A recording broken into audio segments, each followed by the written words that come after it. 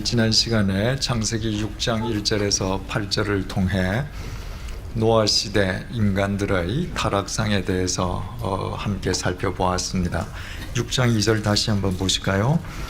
하나님의 아들들이 사람의 딸들의 아름다움을 보고, 하나님의 아들들, 하나님을 믿는 사람들이라고 그랬죠. 사람의 딸들, 불신자들의 아름다움을 보고 자기들이 좋아하는 모든 여자를 아내로 삼는지라. 예쁜 여자 한 명과 결혼했다는 말이 아니라 그저 예뻐만 보이면 모든 여자를 자기 아내로 삼았다. 그래서 신성한 가정이 파괴되었다, 그렇게 말씀을 드렸습니다. 하나님께서는 가정을 통해서 역사하시지 않습니까? 그래서 창세기는 실은 천지를 창조하신 이야기는 1장 2장에서 끝나고 하나님의 말씀 위에서 장가정기의 역사라고 말씀을 드렸습니다. 에녹은 하나님과 동행하면서 가정을 잘 꾸린 덕분에 죽지 않고 하늘나라로 승천하지 않습니까? 그런데 노아 시대의 사람들은 그저 자기 유욕을 따라서 가정을 파괴하고 결혼을 유욕 충족의 수단으로 삼았단 말입니다. 내한테 지금 현재 아내가 몇 명 있는가, 그 아내들로부터 자식이 몇 명 태어났는가 생각하지 않고 예쁜 여자가 있으면 또 아내로 맞는 거예요. 저 남자에게 지금 아내가 몇 명 있는가, 그 여자들로부터 몇 명의 자식이 태어났는가, 여자는 안 따지는 거예요. 상대 남자가 능력만 있으면 내가 저 남자하고 살면서 아이를 낳았을 때 지금 저 남자의 아내들이 낳은 자식과 내가 낳는 자식이 무슨 문제가 생길 것인가 따지지 않고 그냥 결혼하는 겁니다. 그 남자와 여자들이 이처럼 영적으로 육적으로 타락한 삶을 살았습니다. 인터넷을 통해서 지구 반대편에서 우리 교회 수요 성경 공부에 참여하는 한 분이 지난 시간에 이 성경 구절을 공부한 뒤에 질문을 보내왔습니다. 여기 창세기 6장 2절에서 하나님의 아들들이라고 되어 있는 이 존재들은 천사가 아니냐, 그거예요.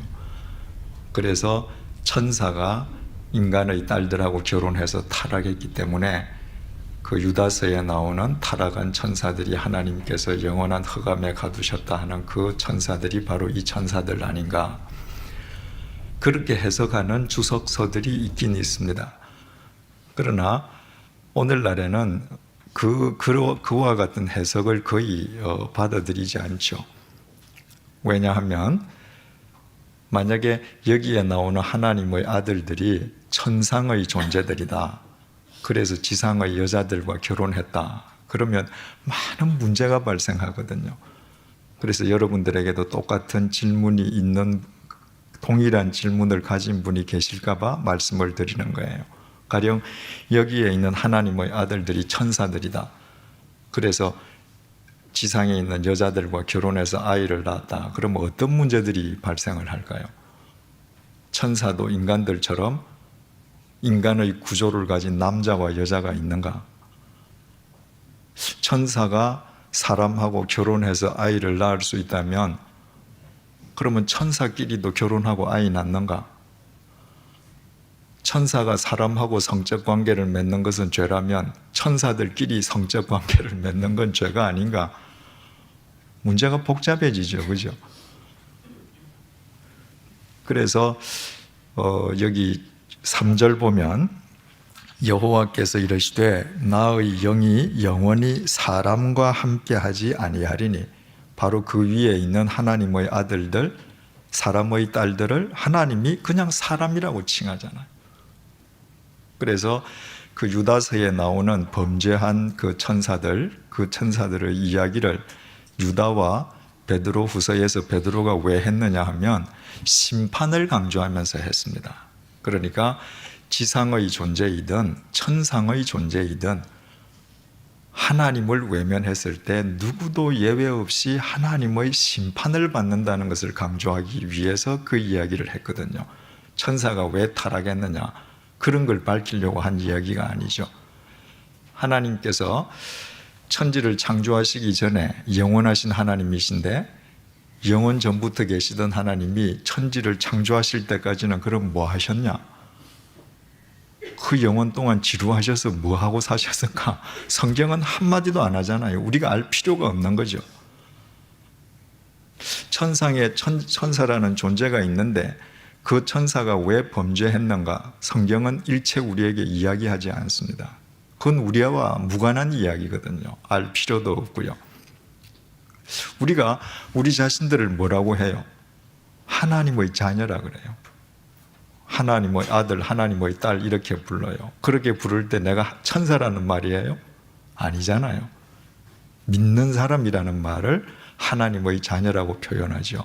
믿는 사람이 하나님의 자녀라고 자신을 표현한다는 말은 바꾸어 말하면 믿지 않는 사람은 사람의 자식일 뿐이다 이 말이잖아요. 그죠? 그러니까 창세기 6장 2절은 하나님의 아들들은 단순히 믿는 사람들, 사람의 딸들은 믿지 않는 사람들 이렇게 받아들이는 것이 훨씬 더 쉽고 성경적일 수 있는 것이죠. 자, 인간들이 유교의 노예가 되어서 가정을 그렇게 파괴하고 할 때 결과가 어떻게 됐는가? 4절 보니까 당시의 땅에는 네피림이 있었고 주 2를 보니까 장부라고 되어 있죠. 거인이라는 말이에요. 그 후에도 하나님의 아들들이 사람의 딸들에게로 들어와 자식을 낳았으니 그들은 용사라 고대에 명성이 있는 사람들이었다. 그 불신자와 믿는 자들이 자기 유족을 위해서 결혼해서 아이를 낳았는데 그 아이들이 다 장부, 거인들이었고 그 옛날에 다 명성을 날리고 유명한 스타들이었다는 거예요. 여러분, 흑인과 흑인이 결혼하면 흑인이 나온다고 그랬습니다. 우리는 황인종이잖아요. 그죠? 황인종과 황인족이 결혼했는데 백인이 나오는 법 없잖아요.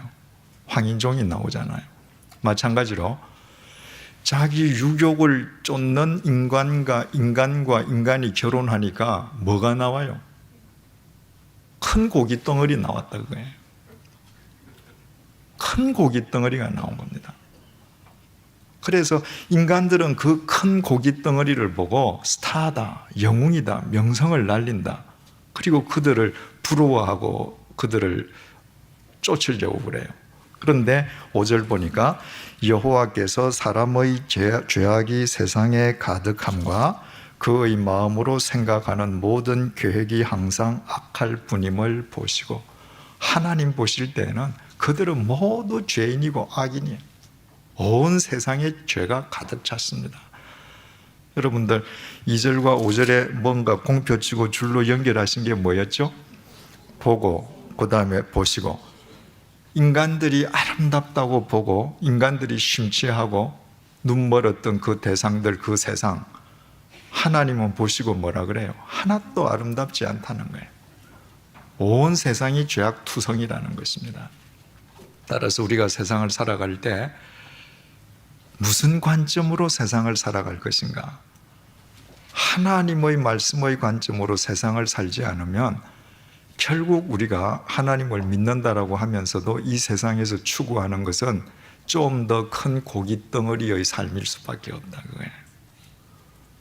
하나님의 말씀의 관점 속에서만 고기 덩어리들의 세상의 풍조에서 비로소 벗어나서 영적 존재의 삶을 살 수 있는 것이죠. 6절, 한 땅 위에 사람 지었었음을 한탄하사 마음에 근심하시고 이르시되 내가 창조한 사람을 내가 지면에서 쓸어버리되 사람으로부터 가축과 기는 것과 공중의 새까지 그리하리라. 하나님께서 다 쓸어버리기로 결심하셨습니다. 8절, 그러나 노아는 여호와께 은혜를 입었더라. 그러나, 이런 접속사가 얼마나 우리에게 큰 감동을 주는지 몰라요. 오늘 2007년 11월 21일인가요? 여전히 이 세상은 흑암이에요. 하나님 보시면 이 세상은 죄악이 가득합니다. 우리도 다 죄인이에요. 보잘것없는 인간이에요. 그러나 하나님께서 제철이에게 은혜를 베푸셨더라. 여러분 이름을 거기다 써보십시오. 우리는 그런 존재들입니다. 하나님의 은혜를 입었기 때문에 오늘 이 자리에 나와 있는 겁니다. 다 세상 사람들이 고깃덩어리의 삶을 사는데 어떻게 노아만 하나님의 은혜를 입었는가? 그 단서가 있었지요, 그죠? 창세기 5장 32절, 노아는 500세가 된 후에 세 아들을 얻었다. 500세가 되기까지 자식이 없었다는 것은 그 당시의 관점으로 보면 인생 실패자였다 그랬습니다. 노아는 실패를 아는 사람이었습니다. 자기 한계를 아는 사람이에요. 내 뜻대로 안 된다는 걸 아는 사람이에요. 그래서 노아는 하나님을 우러러뵐 수밖에 없었고, 하나님을 우러는 그에게 하나님께서는 당신의 은혜로 채워주시는 것이죠. 그래서 우리가 이 세상을 살아갈 때 육체의 부족함, 인생의 부족함은 하나님의 은혜라고 했습니다.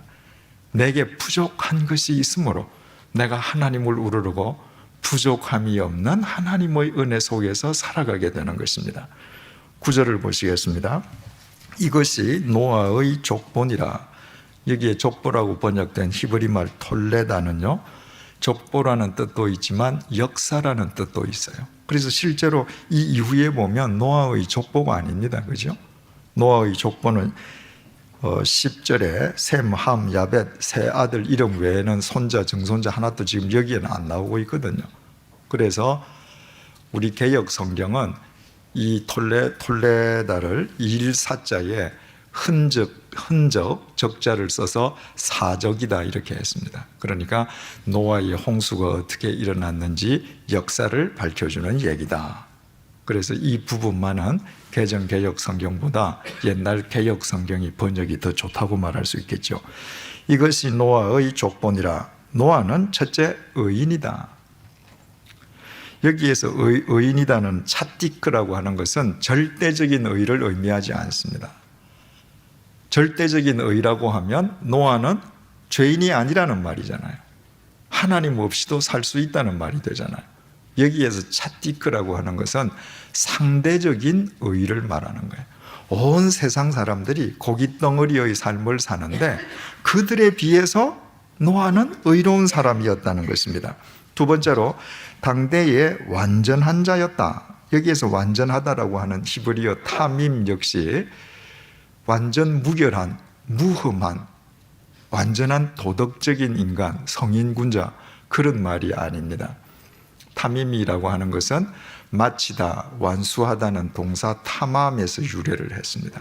그래서 당대의 인간들 가운데에서 하나님께서 무슨 말씀을 하시든 그 말씀을 자기 삶으로 완수하려고 하는 사람은 노아밖에 없었다는 거예요. 세 번째로 그는 하나님과 동행하였다. 여러분, 우리가 동행한다는 말은 흔히 쓰지 않습니까? 동행한다고 하는 것은 내가 싫든 좋든 하나님의 모든 보조에 내가 나를 맞추는 거죠. 속도도 방향도 전부 하나님께 맞추는 거예요.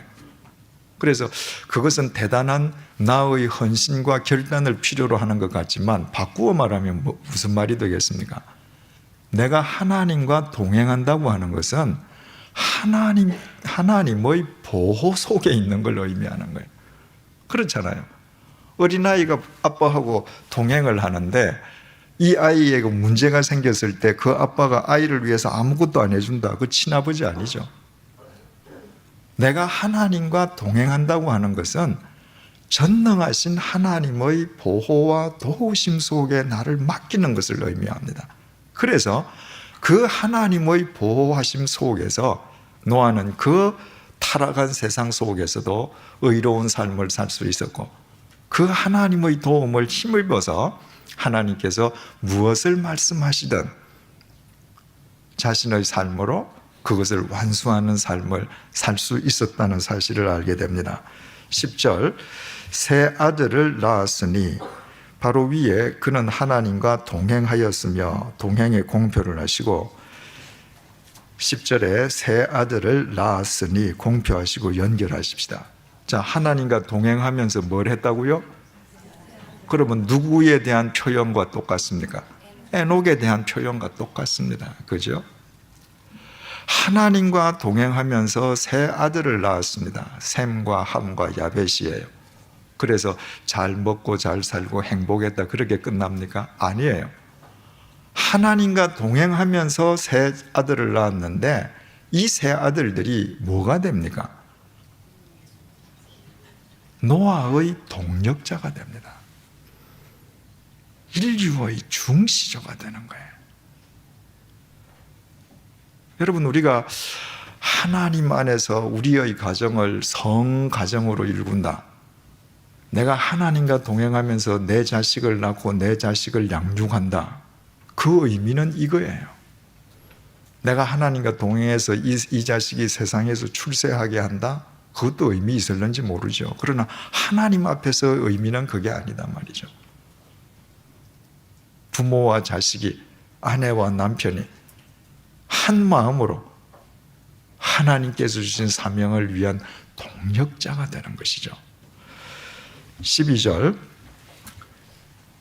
11절, 그때에 온 땅이 하나님 앞에 공표를 한번 해보십시다. 하나님 앞에 부패하여, 부패도 공표를 한번 해보십시다.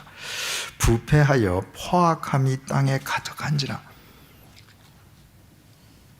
인간들이 고기 덩어리만을 위해서 사는 그 세상이 부패하고 포악함이 가득했는데 어디 앞에? 하나님 앞에. 여기 하나님 앞에라고 하는 이 히브리 말이 그대로 직역하면 하나님 면전에 이 말입니다. 여러분, 우리는 어떤 존재인가? 우리는 다 하나님 면전에 있는 존재예요. 우리 가정은 하나님 면전에 있습니다. 내 일터는 하나님 면전에 있어요. 불꽃 같은 눈초리로 감찰하시는 겁니다. 12절 보십시다. 하나님이 보신적에 공표하고 아까 앞에하고 연결을 하십시다. 하나님께서 보고 계시니까 우리가 어디에 있든 하나님 면전에 있는 것이죠. 노아 당시의 인간들이 왜 고깃덩어리의 삶을 살았는가? 자기는 하나님 면전에 있다고 생각을 안 하는 겁니다. 하나님께서 보신다고 전혀 의식하지 않는 거예요. 그러니까 하나님의 아들들, 소위 하나님을 믿는다는 사람들이 유욕의 노예로 세상을 살아가는 것이죠. 시편 10편 4절 말씀을 제가 읽어드릴게요. 악인은 누가 악인인가? 그의 교만한 얼굴로 말하기를, 교만한 얼굴은 어떤 얼굴인가? 여호와께서 감찰하지 아니하신다 하며 그의 모든 사상에 하나님이 없다 하나이다. 자기가 뭘 하든지 하나님 나 안 봐. 나는 하나님 면전에 있는 거 아니야. 그 사람이 악인이라는 거예요. 그 얼굴이 하나님 앞에서 교만한 얼굴이라는 거예요. 영성을 이렇게 정의해 드렸습니다. 영성이라고 하는 것은 나와 함께 하고 계시는 하나님에 대해 깨어 있음이라 그랬습니다. 하나님은 멀리 계시지 않아요. 내가 하나님 면전에 있습니다. 그 하나님에 대해서 깨어 있는 게 영성이에요. 많은 사람들이 몇 박 몇일씩 특별하게 영성 훈련을 받습니다. 여러분, 영성 훈련은 절대로 테크닉이 아닙니다. 노하우가 아닙니다. 거기서 여러분들이 무슨 훈련을 하신다 한들 내 면전에 계시는 하나님에 대해서 깨어있지 못하면 여러분은 영성을 가진 사람이 아닙니다. 그렇다면 어떻게 표현할 수 있어요? 내가 하나님 면전에 있다는 걸 내가 내 삶 속에서 인식을 못한다. 하나님께서 나를 보신다는 사실을 내가 의식하지 않고 살아간다. 그러면 내 생각과는 달리 하나님 보실 때 나는 악인이다 그 말이에요. 지금 노아 시대 사람들이 그랬습니다. 12절, 하나님이 보신즉 땅이 부패하였으니, 또 부패라는 말이 나왔죠. 공표를 한번 쳐보십시다. 부패하였으니, 하나님이 보실 때 왜 땅이 부패했는가? 여기 땅, 하아레츠라고 하는 것은 땅이라는 말도 되고 세상이라는 말도 되고 사람을 뜻하기도 해요. 왜 세상이 부패했는가? 이는 땅에서 모든 혈육 있는 자의 행위가 부패함이었더라. 부패 또 공표를 해보십시다. 부패함이었더라. 여기에서 모든 혈육 있는 자, 모든 인간이죠. 모든 인간의 행위가 부패했기 때문에 온 세상이 부패해지는 겁니다. 여러분, 오늘날 우리가 살고 있는 이 세상이 부패하다면 이 땅 위에 사는 짐승들이 부패했다는 말입니까? 하늘을 나는 새들이 부패했다는 말인가요? 아니죠. 이 시대를 사는 우리가 부패했다는 말입니다. 하나님 보시기에 사람들의 행위가 부패하기 때문에 그 시대가, 그 세상이, 그 온 땅이 하나님 보시기에 부패했습니다. 그런데 여기에 이는 땅에서 모든 혈육 있는 자, 혈육이라고 우리말로 번역된 이 히브리 말 빠사르가 말이죠, 짐승의 고기 덩어리를 의미하는 말입니다. 그러니까 하나님께서 영성을 상실하고 유교의 인간이 된 사람들을 빠사르, 고기 덩어리라고 부르시는 것입니다. 지난 시간에 말씀드렸죠. 우리의 삶에서 영적인 부분을 빠뜨리면 짐승의 고기 덩어리와 우리 고기 덩어리가 무슨 차이가 있겠느냐 그 말이죠. 오히려 더 교활하지 않겠어요? 13절, 하나님이 노아에게 이르시되, 하나님이 노아에게 이르시되, 얼마나 중요한 말씀입니까? 모든 인간들이 고기 덩어리의 삶을 사는데 하나님께서 노아에게 말씀을 하십니다. 이걸 바꾸어 말하면 어떤 말이 되는 거예요? 노아만 하나님의 말씀에 열린 귀를 갖고 있었습니다. 왜 이 시대 인간들에게 하나님께서 말씀 안 하셨겠어요? 다 하셨죠. 다른 인간들은 안 듣는 것입니다. 아니, 듣긴 듣지만 그 하나님이 자기의 면전에 계신다는 걸 생각 안 하는 거예요. 그런데 노아만 자기 면전에 계시는 하나님을 의식하고 그 하나님에 대하여 늘 열린 귀를 갖고 있습니다. 그러니까 하나님의 뜻이 노아를 통해서 이루어질 수밖에 없겠죠. 뭐라고 말씀하셨는가? 모든 혈육 있는 자의 포악함이 땅에 가득함으로 그 끝날이 내 앞에 이르렀으니 내가 그들을 땅과 함께 멸하리라. 노아만 이 소리가 들리는 겁니다. 하나님의 이 말씀을 듣기에 노아는 절대로 고기 덩어리만을 추구하는 삶을 안 살겠죠, 그죠? 그러나 다른 인간들은 하나님의 말씀에 스스로 귀를 막고 있기 때문에 하나님의 아들들이라 칭하면서도 고기 덩어리의 삶을 산다는 것입니다. 그렇다면 오늘 또 우리가 하나님의 말씀에 귀를 열고 살지 않는다면 우리 역시도 마찬가지로 빠싸르, 하나님 보시기에 고기 덩어리의 삶과 무슨 다를 바가 있겠느냐 그 말이에요. 13절, 하나님이 노아에게 이르시되 모든 혈육 있는 자의 포악함이 땅에 가득함으로 그 끝날이 내 앞에 이르렀다. 끝날 공표를 하십시다. 끝날이 이르렀다. 하나님의 심판의 날을 의미하지요, 그죠? 그 심판은 우주적인 종말 심판이 있고 우리 개인적인 종말, 우리가 이 세상을 떠날 때에 또 개인이 하나님의 심판대 앞에 서야 된다고 그랬어요, 그죠? 여러분, 생명이 뭐라고 그랬죠? 시간이라고 그랬죠. 지금 1초 1초가 우리 생명이에요. 이 시간이 언제까지? 하나님께서 정하신 우리의 끝날까지입니다. 그 시간이 언제까지인지 우린 다 몰라요. 그 시간까지 지금 1초 1초 흘러가고 있는 이 시간이 우리 생명입니다. 그런데 그 끝날의 의미가 뭐가 될 것인가 우리에게? 다른 사람들에게 이 끝날의 의미는 멸망이었습니다. 노아에게 이 끝날의 의미는 구원이었고 새 역사의 시작이었습니다. 그러면 나의 개인적인 끝날, 그 끝 시간의 의미가 멸망일 것이냐 아니면 새로운 역사의 시작일 것인가? 그건 뭘로 판가름나요? 지금 내가 이 1초 1초를 무엇을 위해서 쓰고 있는가? 지금 현재 내 삶에 의해서 그날 그 끝날 끝 시간의 의미가 결정되는 것입니다. 13절 하나님이 노아에게 이르시되 모든 혈육 있는 자의 포악함이 땅에 가득하므로 그 끝날이 내 앞에 이르렀으니 내가 그들을 땅과 함께 멸하리라 공표하십시다. 그리고 아까 부패라고 공표한 거 있죠? 다 연결을 합시다.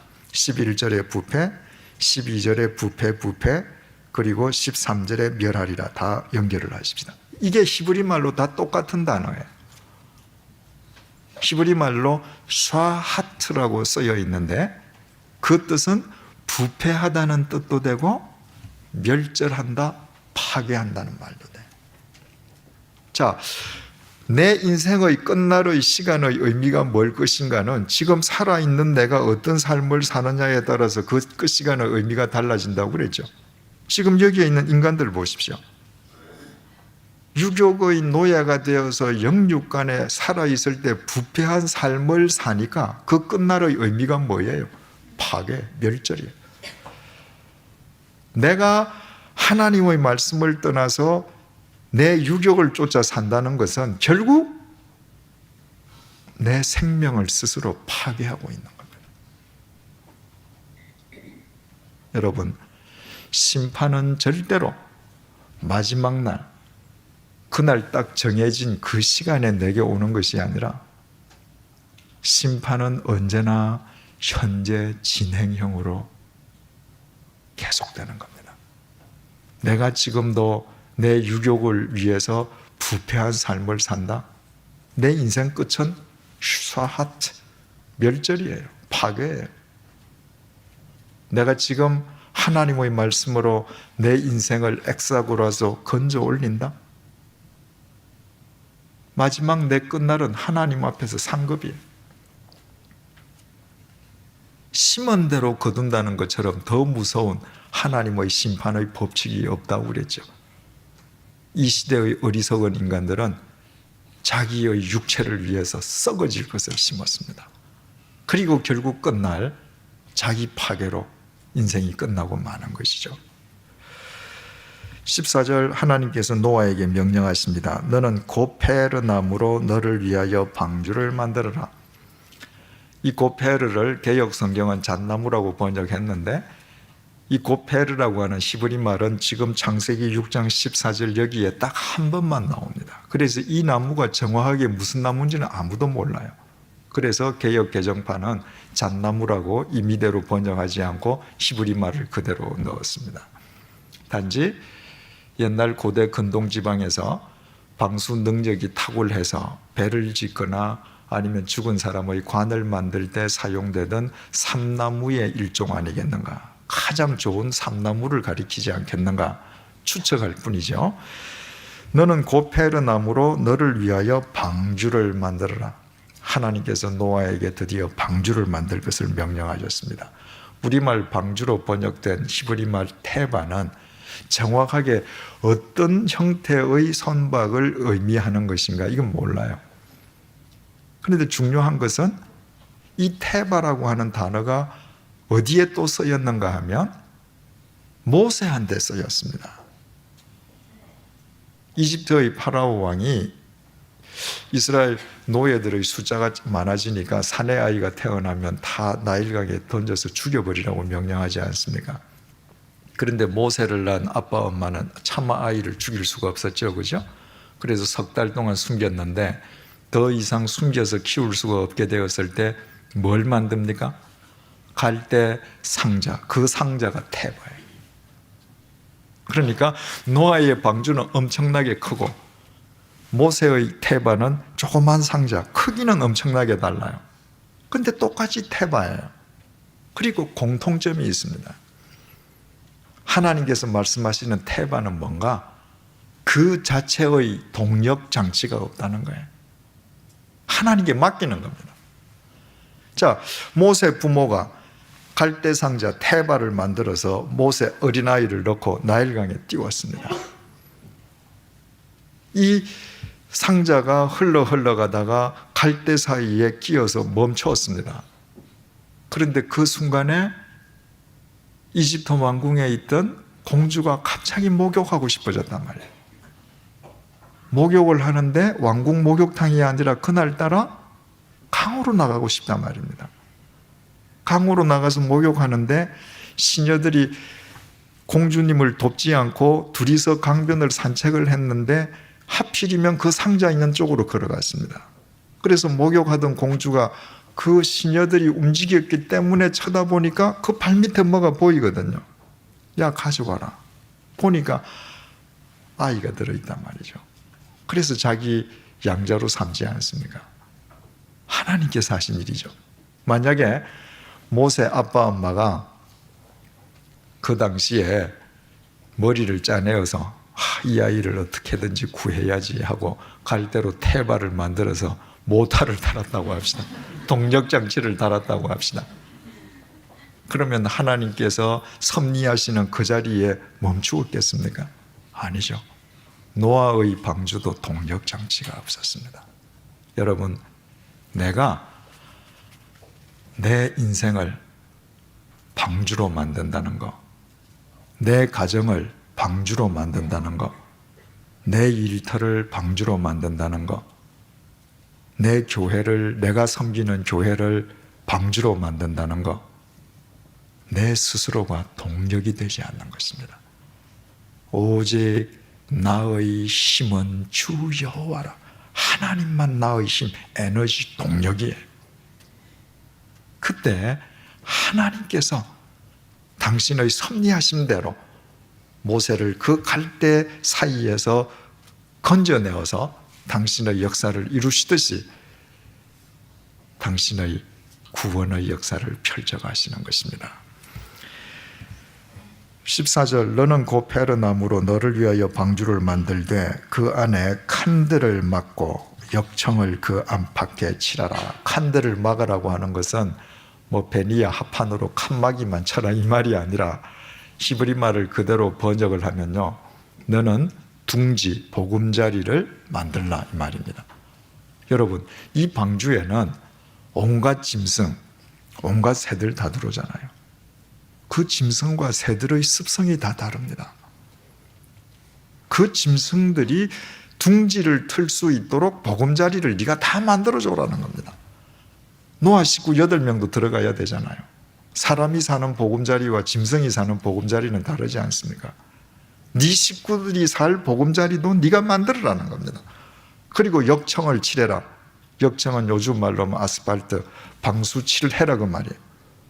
여러분, 내가 내 인생의 동력을 하나님으로 삼는다, 내 가정을 하나님의 동력에 맡긴다고 하는 것은 나는 아무것도 하지 않고 모든 것을 하나님 핑계대고 가만히 있는 것을 절대로 의미하지 않습니다.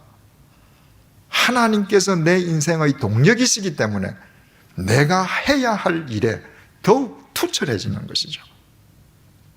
모세는 동력 없는 배를 하나님의 방주로 만들고 그 방주에 하나님을 믿는 믿음으로 자기 인생을 의탁했지만 하나님 그러므로 방주를 하늘에서 떨어뜨려 주십시오 그러지 않았단 말이죠. 믿기 때문에 인간으로서 해야 할 일을 투철하게 완수하는 것입니다. 15절, 내가 만들 방주는 이러하니 그 길이는 300규빗, 너비는 50규빗, 높이는 30규빗이다.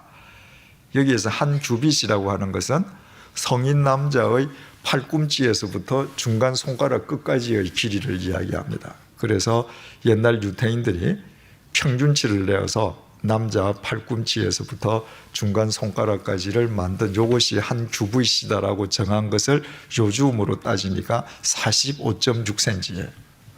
아까 제가 이 말씀을 준비하면서 자료 제약을 한번 재봤죠. 저는 46cm입니다. 그러니까 이 수천 년 전 노아 시대 때 사람이나 저나 별로 뭐 차이는 없는 것 같아요. 자, 길이가 300규빗, 45.6cm를 곱하니까 136.8m, 폭이 50규빗, 22.8m, 높이가 30규빗, 13.6m예요. 그 전문가들에 의하면 물 위에 뜰 수 있는 부조물 구조의 길이가 그 높이의 10배. 그러니까 지금 높이가 30규빗이고 길이가 300규빗이니까 길이가 높이의 10배잖아요. 그죠? 그 다음에 넓이는 50규빗이고 길이가 300규빗이니까 길이가 폭의 6배가 되는 거죠. 그러니까 길이가 높이의 10배, 폭의 6배가 될 때 바다 위에서 가장 안정적으로 뜰 수 있는 구조물이 된다고 그럽니다.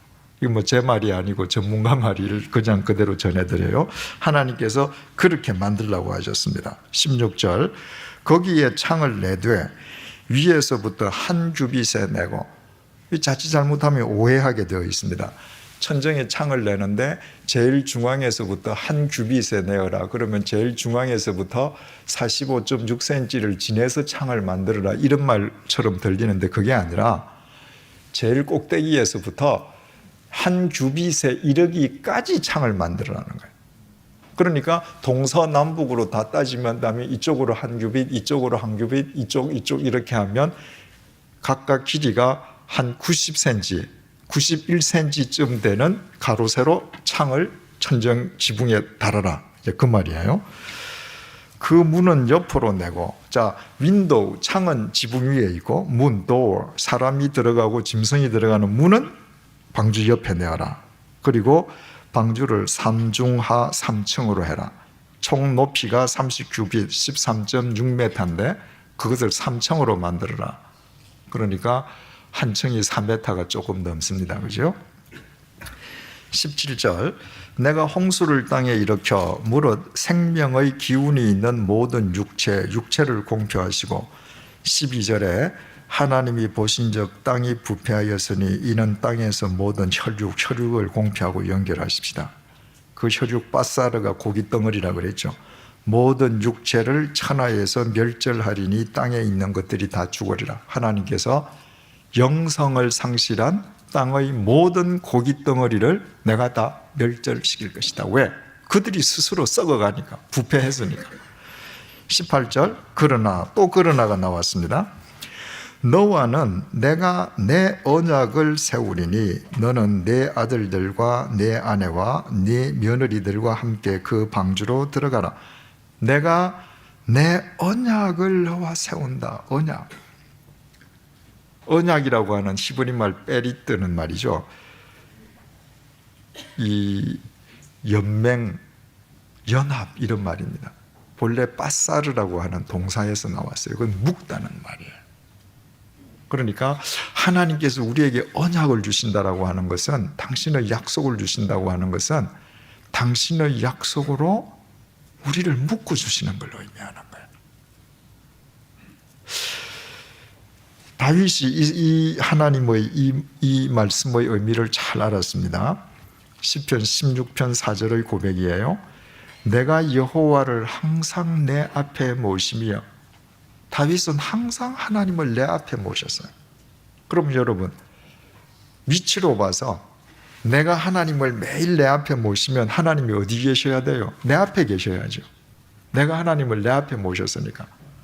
그런데 그가 나의 오른쪽에 계심으로 내가 흔들리지 않는다. 나는 하나님을 내 앞에 모시는데, 내가 모시는 하나님은 그래 나를 모셔라 이게 아니고 내 옆에서 나를 꼭 묶어주시는 거예요. 그래서 나는 흔들리지 않는다. 여러분, 내가 하나님의 말씀대로 산다고 하는 것은 하나님께 나를 동념하는 겁니다. 여러분, 하나님께서 그 말씀으로 나를 지켜주시는 거예요. 세워주시는 거예요. 하나님께서 노아에게만은 언약을 주셨습니다. 네 아들과 아내와 며느리들 다 그 방주로 들어가라. 구원해 주시겠다는 것이죠.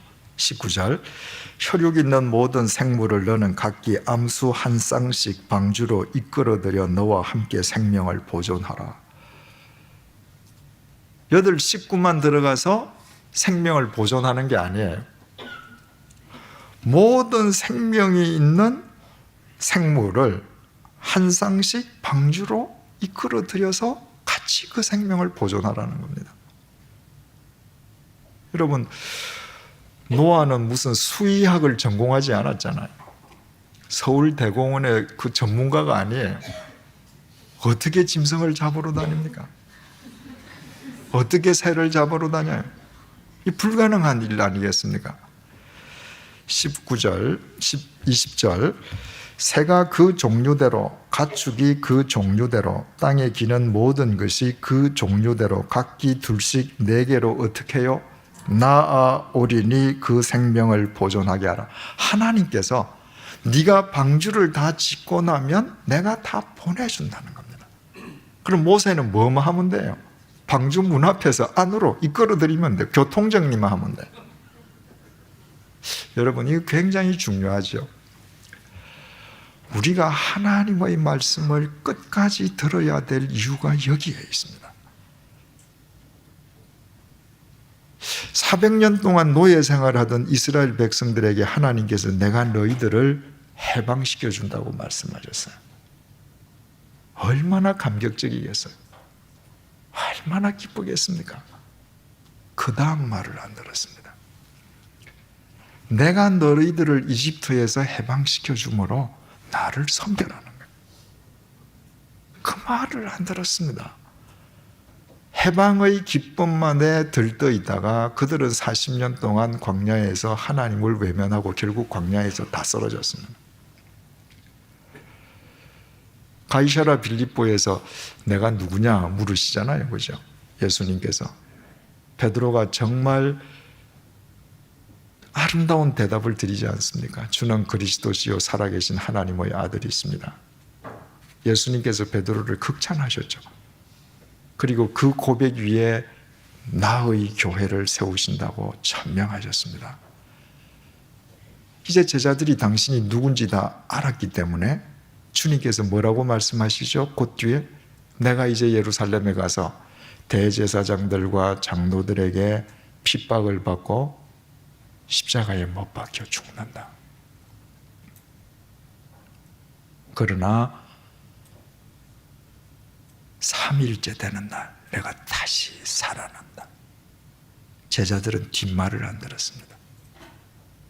분명히 주님께서는 내가 살아난다라고 말씀을 하셨는데 죽는다는 얘기만 들었어요. 그래서 그 예수님의 말이 채 끝나기가 전에 베드로가 어떻게 하죠? 마태복음 16장 22절 베드로가 예수를 붙들고 항변하여 이르되.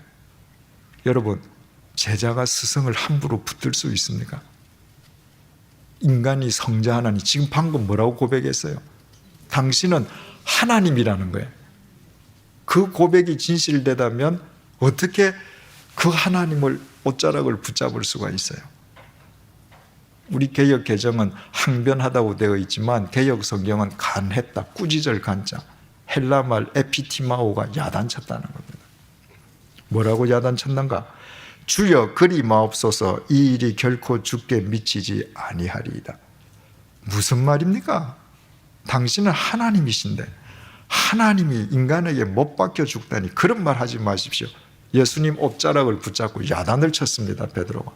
뒷말을 안 들은 거거든요. 여러분, 사람끼리 대화를 나누지 않습니까? 아니면은 누가 하는 말을 다 듣는다고 해요. 끝나고 나서 1시간 동안 서로 대화를 하거나 이야기를 듣고 나서 각자들 이야기를 써보면 다 다르죠. 왜 다 다릅니까? 그 사람이 하는 말 중에서 자기의 관심사만 딱 붙잡는 거예요. 내가 굉장히 내게 유리하다고 생각되는 말이든지 기분 나쁜 말이든지 그 말이 나오면 그 순간에 내가 탁 멈추니까 그 다음 말이 안 들리는 겁니다. 그러니까 사람마다 자기가 들은 말이 다 달라요. 인간들도 하나님 말씀을 그렇게 듣는단 말이에요. 만약에 노아가 암수 한 쌍씩 모든 생물을 이끌어 들여라, 내가 모든 새, 모든 짐승을 네에게 낳아오게 해주겠다, 이 말씀을 끝까지 안 듣고 앞부분만 이끌어 오라 이 말씀 듣고 예스 하고 나가서 동물을 잡으러 다녔으면 평생 열심은 다하고서 방주는 언제 짓고 몇 쌍 잡아왔겠습니까? 그래서 오래전에도 말씀드린 적이 있습니다만은 우리가 살아가면서 중요한 그 요절들을 붙들고 사는 것 참 중요하지만 요절 신앙의 위험성이 여기에 있는 겁니다. 우리는 하나님의 말씀을 통전적으로 받아들여야 돼요. 그래서 내가 성경을 읽을 때 하루에 10절을 읽었다, 한 장을 읽었다, 그 말씀 전체를 내가 묵상하고 그 말씀 전체에 귀가 열려 있어야 돼요. 그러지 않고 내 구미에 맞는 구절 한두 개만 탁탁탁탁 취하면 베드로처럼 예수님을 야단칠 수도 있고 이스라엘 백성들처럼 해방을 얻고서도 하나님과는 무관한 광야의 삶을 살 수도 있고, 그러나 노아는 그 말씀을 끝까지 들었다는 거예요. 여기에서 두 가지 질문이 제기돼요. 자, 하나님께서 그렇게 모든 짐승과 새를 다 이끌어 줄 테니까, 인도해 드릴 테니까 네가 안으로 집어넣어라 라고 말씀하셨는데, 정말 노아가 만든 그 방주 안에 이 땅에 있는 모든 짐승과 새들 한 쌍씩이 다 들어갈 수 있냐 하는 거예요. 아까 그 방주의 길이가 136.8m, 폭이 22.8m, 높이는 13.6m인데 3,009조라고 그랬잖아요, 그죠? 그런데 이것을 그대로 그려서 배수량을 따지면은 32,800톤이 된답니다. 제 기억으로 목포에서 제주도 가는 여객선을 타면 굉장히 커 보이는데 그 여객선이 3,000톤입니다. 그러니까 목포에서 제주도 가는 페리, 자동차까지 싣고 가는 페리의 10배 이상의 배수량이죠, 그죠? 그런데 그 32,800톤의 배수량을 갖는 구조 속에 양을 한 마리 한 마리 집어넣으면 125,280마리를 실을 수 있답니다. 그런데 오늘날 이 땅에 생존하고 있는 짐승, 새가 총 몇 종류냐? 포유류가 3,500종, 조류, 새가 8,600종, 파충류 및 양서류가 5,500종. 그래서 오늘 현재 이 땅에 존재하고 있는 새와 짐승의 모든 수가 17,600종이랍니다. 그러면 암수 한 쌍씩이니까 곱하기 2 해야죠, 그죠? 곱하기 2 하면 35,200마리예요. 그러니까 이 배에는 125,280마리를 실을 수 있으니까 지금 현존하는 짐승 35,200마리는 충분히 들어가죠. 그리고 수천 년이 지나면서 멸종된 무슨 곤충이나 짐승들도 다 실을 수 있었을 것이다. 이것도 전문가들 이야기를 그대로 전해드렸습니다. 그럼 두 번째 질문, 낙타라든지 코끼리라든지 기린이라든지 공룡처럼 큰 거는 어떻게 이 안에다 실을 수 있냐? 여러분, 하나님께서 바보시겠습니까? 하나님께서 짐승을 다 보내줄 테니까 네가 이끌어 인도해 드리라는 거잖아요, 그죠? 하나님께서 공룡을 보내실 때 가장 장성한 공룡을 보내시겠습니까? 새끼를 보내시죠, 새끼를. 코끼리도 새끼를 보내시죠. 그래서 큰 짐승일수록 새끼와 가장 컸을 때의 그 차이가 크답니다. 그래서 코끼리, 낙타 같은 것은 새끼와 큰 것과의 그 비율이 1:40에서 1:50이래요. 그러니까 하나님께서 다 조그만 것들 보내실 테니까 양이 125,280마리 들어가는 공간이면 다 들어갈 수 있다. 예, 저는 그렇게 믿습니다.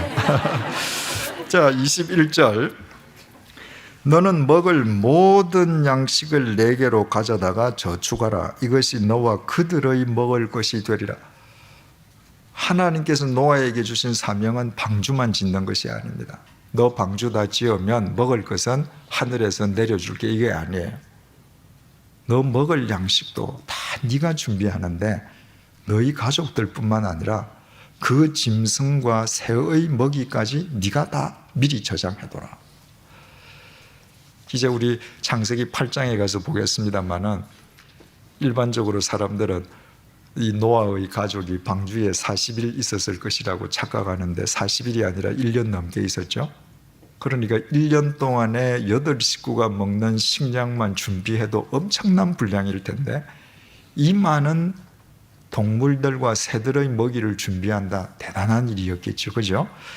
22절 노아가 그와 같이 하여 하나님이 자기에게 명하신 대로 다 준행하였더라. 다 준행. 그 공표를 여러분 크게 하십시오. 다 준행했다. 여러분 뭘 준행했다는 겁니까? 방주를 지었다는 거예요. 방주 길이가 136.8m잖아요. 그죠? 아까 제가 인터넷을 통해서 축구장 길이를 제가 검색을 해보니까 국제 경기, FIFA가 인정하는 경기를 할 수 있는 축구장은 길이가 최소 100m 이상, 최대 110m 이내입니다. 이 방주는 축구장보다 30% 깁니다. 여러분, 이 엄청난 방주를 지을 때에 도대체 얼마나 많은 시간이 소요됐겠어요? 지난 시간에 말씀드린 것처럼 노아의 방주를 짓는데 120년 걸렸다. 그것은 성경에는 없는 말이라고 그랬습니다. 사람들이 하는 말이죠. 그러나 이 엄청난 방주를 지으려면 수많은 세월이 걸렸겠죠. 그죠? 노아는 본래 조선 기술자가 아니지 않습니까? 이 방주를 지으려면 분명히 그 시대의 기술자들을 사서 임금을 주고 방주를 짓는데 동원했을 겁니다. 여러분, 사람이 일을 할 때 제일 괴로운 일이 뭐예요? 나하고 같이 일을 하는 사람이 내가 하는 일을 우습게 여기면서 하는 겁니다. 노아에게 돈을 받는 그 기술자들이 노아가 돈을 주니까 하긴 하지만 노아 저 미친 사람 이러고 할 거 아니에요. 아무도 안 믿었으니까 노아가 하는 짓이 하나님께서 시키는 짓이라고 아무도 안 믿었으니까요. 돈은 얼마나 들었겠습니까? 하나님께서 이름도 안 주셨습니다. 자기 전 재산을 털어넣었겠죠. 그죠? 세상 사람들로부터 조롱은 얼마나 받았겠습니까? 또 그 8식구와 이 많은 짐승과 새들이 먹기 위한 먹이를 저장하는 것, 아마 배를 짓는 것만큼 힘들었을 것입니다. 그걸 다 했다는 거예요. 여러분, 노아는 우리하고 씨가 틀리는 사람인가요? 노아는 완전 무결한 성인 군자인가요? 아닙니다. 하나님께서 성경을 통해서 노아를 가리켜서 의인이라고 얘기할 때 절대적으로 절대 의인이라고 말씀 안 하셨습니다. 차티크, 상대적인 의인이라는 거예요. 우리하고 똑같아요. 그런데 어떻게 노아는 이 일을 다 준행할 수 있었는가? 바보 천진가? 해답이 여기에 있습니다. 14절 너는 고페르 나무로 뭐를 위하여?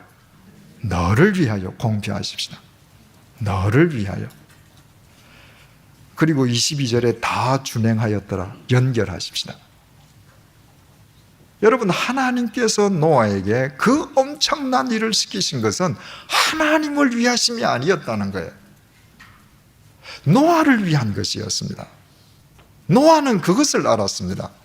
이 일은 나를 위한 일이요, 내 자식을 위한 일이요, 내 가정을 위한 일이요, 미래를 위한 일이요, 새 역사를 위한 일이라는 것을 알았습니다. 여러분, 하나님을 믿는다는 사람들이 하나님 말씀을 안 지키는 이유는 왜죠? 자기를 위해서예요. 내 주머니를 위해서나 내 감정을 위해서나 뭔가 나의 사익을 위해서 하나님 말씀을 안 지킵니다. 그런데 그것은 오늘 말씀을 보니까 뭐예요? 자기를 샤하트, 자기를 파괴하는 겁니다. 정말 지혜롭고 자기를 위하는 사람은 하나님의 말씀을 다 준행합니다. 그것만이 내 인생을 건지고 내 자식의 인생을 건지고 내 가족을 건지고 이 시대를 건지고 우리 모두의 미래를 건지는 것이라는 사실을 알기 때문이거든요. 그래서 노아가 지혜로운 사람이었습니다. 여러분, 다시 말씀드립니다. 여러분이 하나님의 말씀대로 살지 않는다고 해서 하나님에게 손해될 것은 하나도 없습니다. 여러분 한 사람이 하나님을 외면한다고 해서 하나님의 역사가 이 땅에 일어나지 않는 건 절대로 아닙니다. 그러나 여러분이 하나님의 말씀대로 살지 않으면 여러분의 인생은 영원히 자멸하는 것입니다. 그래서 우리는 지혜로운 노아가 되어야 합니다. 아무쪼록 여러분의 삶을 언젠가 하나님께서 쓰실 때에 아무개는 하나님의 말씀을 다 준행하였더라. 그는 그것이 하나님께서 그 자신을 위하여 주신 명령임을 알았기 때문이다. 이렇게 정리해 주시는 복된 사람들이 되시기를 축원드립니다. 기도하십시다. 하나님 아버지, 우리는 하나님을 믿지만 때로 우리 편한 대로 또 우리 자신들의 안위를 위해, 우리의 욕망을 위해, 우리의 감정을 위해 하나님의 말씀을 외면합니다. 그러나 하나님, 노아는 자신을 위해, 자기 자식을 위해, 가정을 위해, 미래를 위해, 인류의 새로운 역사를 위해 하나님의 말씀을 다 준행했습니다. 하나님, 우리가 하나님의 말씀을 다 준행하는 것은 하나님을 위함이 아니라 우리 자신을 위함이요, 우리의 자식을 위함이요, 우리의 가정과 일터를 위함이요, 이 시대와 미래를 위함임을 잊지 않도록 도와주옵소서. 그리하여 우리는 보잘것없지만 우리가 믿고 의지하는 하나님으로 인하여 우리 각자의 인생이, 우리의 가정이, 우리의 일터가, 우리의 교회가, 이 시대가 하나님의 구원의 방주로 세움받게 하여 주옵소서. 예수님의 이름으로 기도드립니다. 아멘.